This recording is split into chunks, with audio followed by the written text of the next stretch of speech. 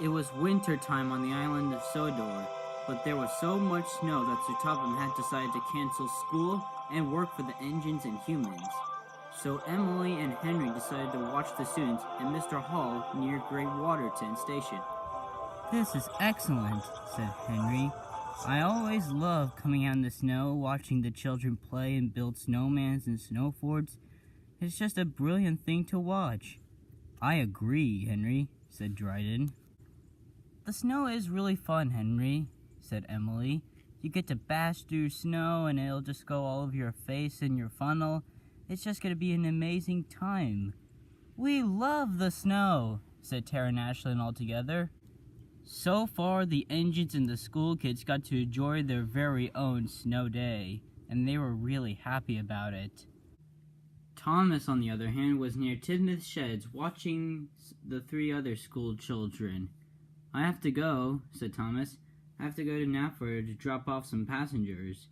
If anyone comes here and messes with you, just build a snow fort and hide in it," said Thomas, and he puffed away to Knapford. Gibson, JT, and Emma had just finished their snow fort, and they hid behind it so no one would find them.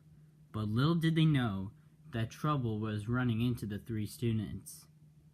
Just then, Oliver was racing in with a train, and he derailed and smashed into the snow fort.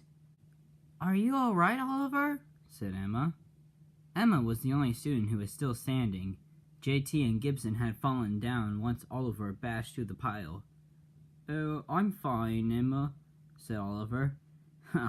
"I can remember the one time I crashed through a snow pile, and people made me a snow engine. Oh, it was a great sight."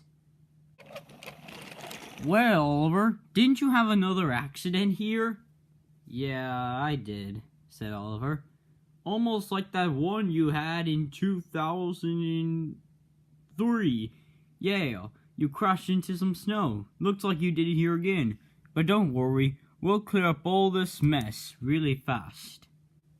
Soon, Oliver was lifted onto the flatbed, and Duck pushed Oliver to the works and took the unhurt freight cars into the yards near the big station.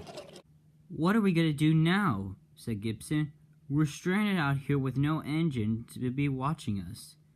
"Yes," said Emma. "How are we going to walk home? It's so far away." Just then, Edward came in with the express and Annie and Clarabelle. He then saw Gibson, Emma, and JT. "Hello, you three," said Edward. "Is there anything I can do for you?" "Yes, there is," said Gibson. "There's no engine here around to supervise us, and we need to be getting home in 15 minutes, or else it'll be past our bedtime." "Oh, good point," said Edward. "Getting a good amount of sleep is a really great thing. Why don't you hop in one of my coaches? I'll take you all three home." Gibson, Emma, and JT hopped aboard one of Edward's coaches, and Edward then puffed away with his special night train. "You're a really nice engine, Edward," said Emma. "Why, thank you for the nice comment, Emma," said Edward. Just then, Edward stopped. "What happened, Edward?" said Gibson from inside Annie. "It appears that I'm almost out of coal," said Edward. "Hector," said Edward, "would you mind taking Gibson, JT, and Emma back to their house for me?" "Of course I will," said Hector. Hector decided to take his freight train and Edward's coaches to their home. "Thanks for taking us home, Hector," said Edward. "No problem," said Hector. "So, you all live in the Target building, huh?" "Yep," said Gibson.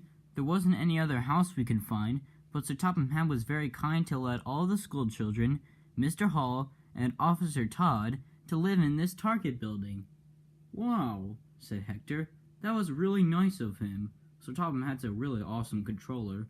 I gotta go to bed now, and I just heard that Sir Topham Hatt said we'll be having another snow day tomorrow."